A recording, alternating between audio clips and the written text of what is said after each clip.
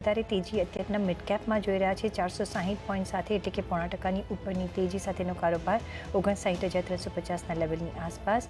સાથે જ બેંક નિફ્ટીમાં પણ નિયરલી 0.5%ની તેજી જોઈ રહ્યા છે 250 પોઈન્ટની તેજી સાથે 51,382ના લેવલ પર. નિફ્ટી અને સેન્સેક્સમાં તમને 34થી 35 બેઝિસ પોઈન્ટનો પોઝિટિવ કારોબાર દેખાશે. સેન્સેક્સની વાત કરીએ તો 300 પોઈન્ટની તેજી સાથે 82,427ના લેવલ.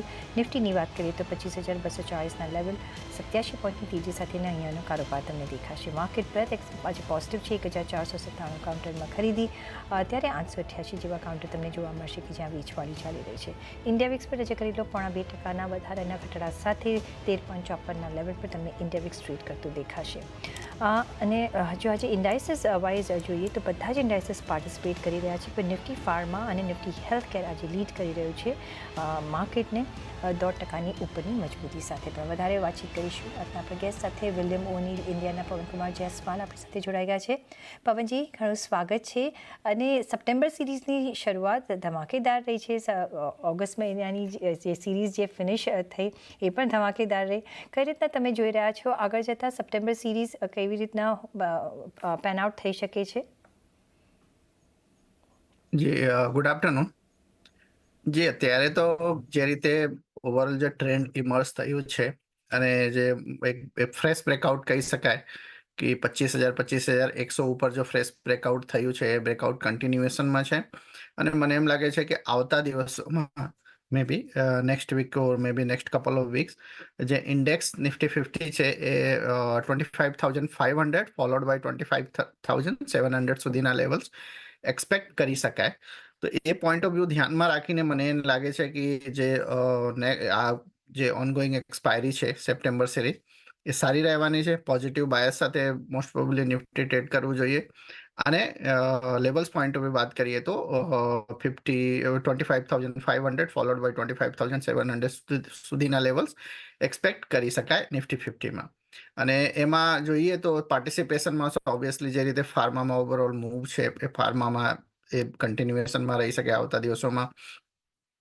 પછી રિયાલિટીમાં પણ થોડુંક પાર્ટિસિપેશન દેખાઈ રહ્યું છે. મીડિયા સેક્ટરમાં જો કે નિફ્ટી 50માં એટલું બધું પાર્ટિસિપેશન નથી, પણ મીડિયા સેક્ટરમાં એક રિવર્સલ દેખાઈ રહ્યા છે.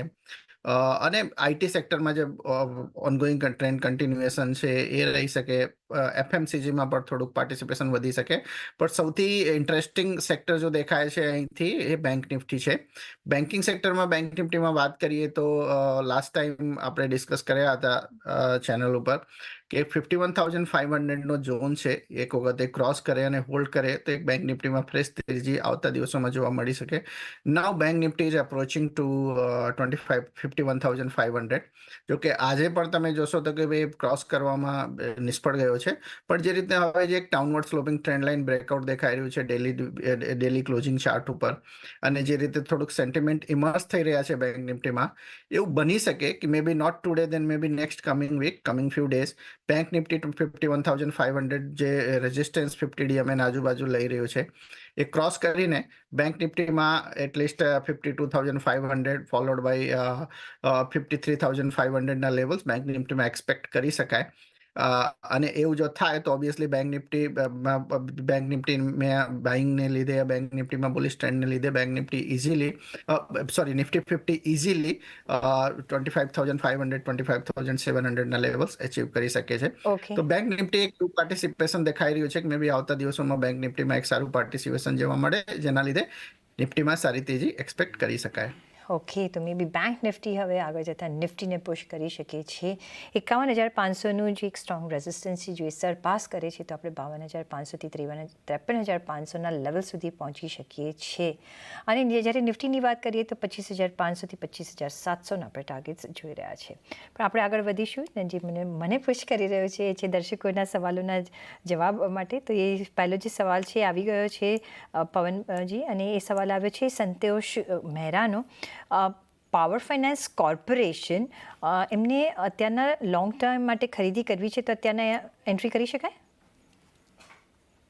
જી, સો પાવર ફાઇનાન્સ કોર્પોરેશન એક લોંગ ટર્મ પોઈન્ટ ઓફ વ્યૂથી એમને ખરીદી કરવું છે. તો સૌથી પહેલાં હું એ જ કહીશ કે 2022માં તમે જોશો તો ₹95 રેન્જમાં લોંગ ટર્મ ચાર્ટ ઉપર બ્રેકઆઉટ હતું. અને 95 એટલે 100 રફલી લઈએ તો ત્યાંથી સ્ટોક લાસ્ટ 2-3 યર્સમાં 5 ગણો થઈ ગયેલો છે.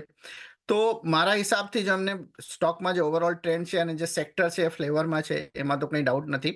તો જ્યારે પણ એમને આવા સેક્ટરમાં પોઝિશન લેવું હોય તો એક સ્ટેગર્ડ મેનરમાં બાય કરવું જોઈએ, તો જે પોઝિશન લઈ શકે છે.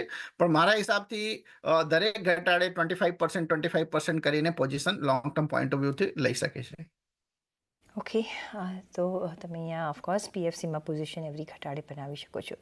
નેક્સ્ટ જે એમનો કાઉન્ટર છે રિલાયન્સ ઇન્ડસ્ટ્રીઝમાં એમને ફ્રેશ એન્ટ્રી કરવી છે લાંબા સમય માટે. અહીંયા અત્યારના શરૂઆત કરાય? જી બિલકુલ. તો સૌથી પહેલા ડિસ્ક્લેમર એ છે કે રિલાયન્સ ઇન્ડસ્ટ્રીઝ અમે ઓલરેડી અમારા જે short term trading investing portfolio છે એમાં રેકમેન્ડ કરેલા છે. તો રિલાયન્સ ઇન્ડસ્ટ્રીમાં હવે કાલે એજીએમ હતું અને જે રીતે જે ઓવરઓલ ગાઈડન્સ છે મુકેશ અંબાણીના, એ જોયા પછી અને જે રીતે ટેકનિકલ પેટર્ન ઇમર્સ થઈ રહ્યા છે રિલાયન્સ ઇન્ડસ્ટ્રીઝમાં, એ આરામથી એમ કહી શકાય કે એટલીસ્ટ અપ્રોક્સિમેટલી 3400થી લઈને 3500 સુધીના લેવલ્સ એક્સપેક્ટ કરી શકાય.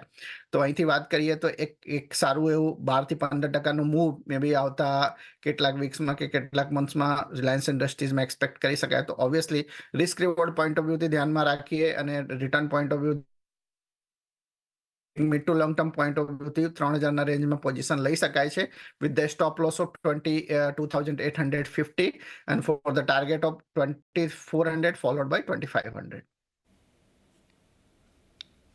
ઓકે, 3400 મને લાગે છે તમે you mean to say right targets?